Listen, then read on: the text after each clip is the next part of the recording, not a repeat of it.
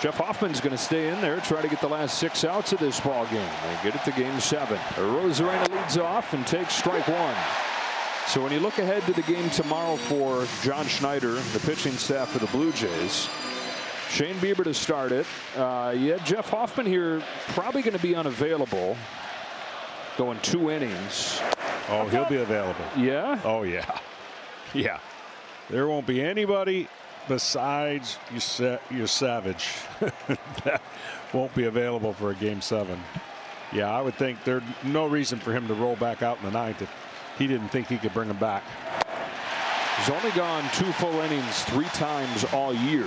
Only gone more than 1 inning 1 time. So this is much heavier load than he's used to.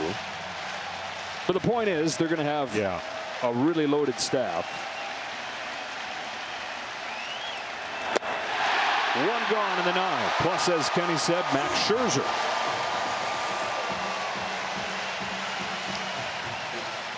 About a week ago, that wouldn't have necessarily felt like a great thing. The Scherzer looked like a different guy in game 4.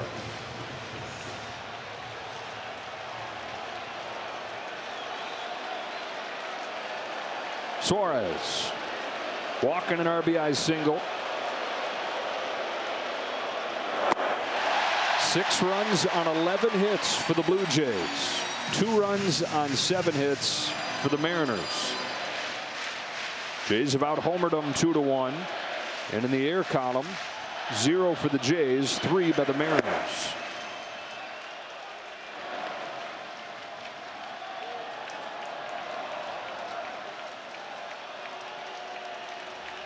Same score as the 5th game, just flipped upside down.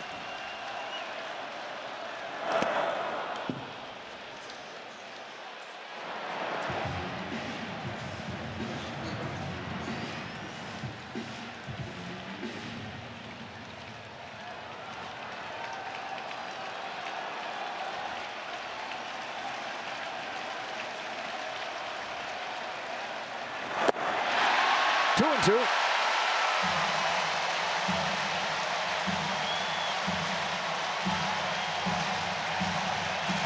Six innings from that man in game 3. All set for the game 7 start. Fouled it off. I tell you what, the crowd in Seattle was impressive. The crowd here has been impressive. There's going to be some sore shoulders. They've been waving them towels. They've been flipping them around. They've been on their feet, begging for game 7, and they're close to getting it. Here's another 2-2. Taken by Suarez. Count goes full. What's that like going to bed the night before when you Shane Bieber? I mean, this is what you've been hoping for, right? You got back here. You didn't look good after 2 games. You're like, man, if I could ever think about pitching a game 7.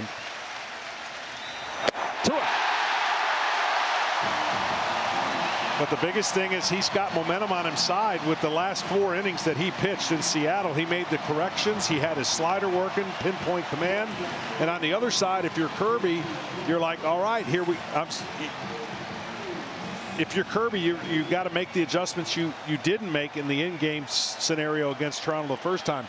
And if you haven't been dreaming about this game, you better start dreaming about it, because game 7s are the greatest in the world if you let them be.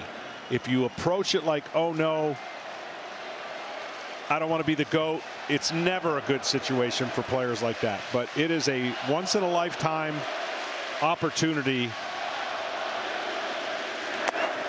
I think it's the greatest game we have in our sport. Game 7, winner goes on, loser goes home. 2 teams win tonight, the Blue Jays and the Los Angeles Dodgers. No matter who they face, will have gone the distance to get there. What I've noticed about both pitchers, though, and again, you don't know what's under the hood, you can only read their mannerisms, they seem like very slow heartbeat pitchers. That's what you need to have in a game 7, especially on the road. 2-0 to Crawford, 2-1. And I will say, when you're the visiting pitcher, you're facing this atmosphere. So if this atmosphere is going like this every time you're out there, that doesn't bode well for you. That means runners are on. It means things are happening. There's all kinds of rallies. So you want to keep that to a minimum.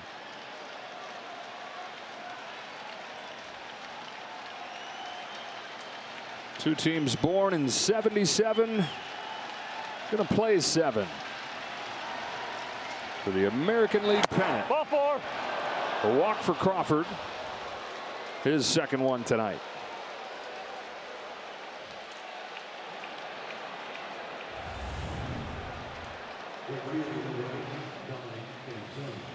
Seven o'clock when coverage will begin.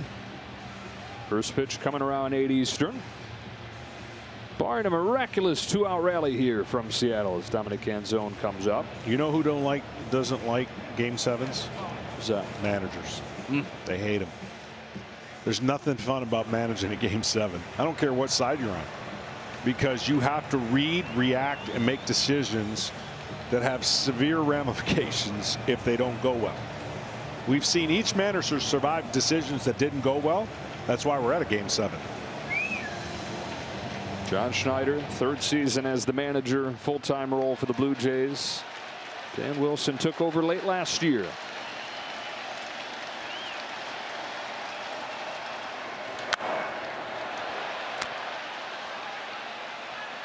"32 pitches for Jeff Hoffman.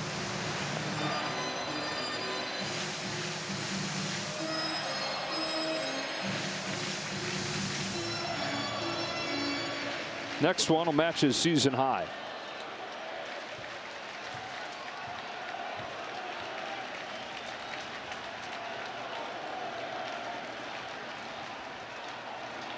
There goes Crawford from first, popped out of his hand. After 5 2/3 from Trey Savage in this game, you talked about a nice start and some offense, making life easier on John Schneider, make this an easier game to manage, and that's what it became. Marlin 1 1/3, no runs. And Hoffman trying to go the last 2 without a run.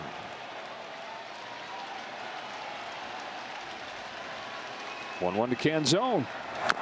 Fouled off, and he's a strike away.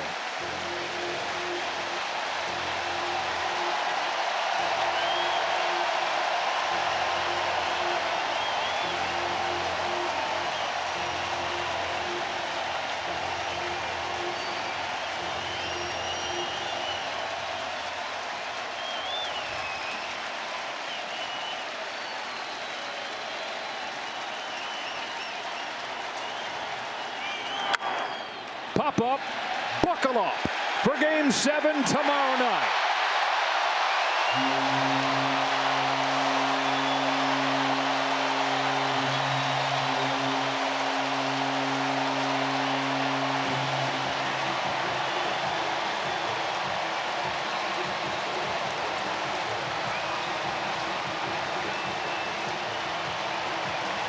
All the twists and the turns of this series, the highs and the lows, the nitpicking, has led to a Game 7 to decide an American League champion.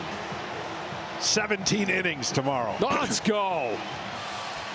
That's all Seattle knows how to play in chaos games. That's true.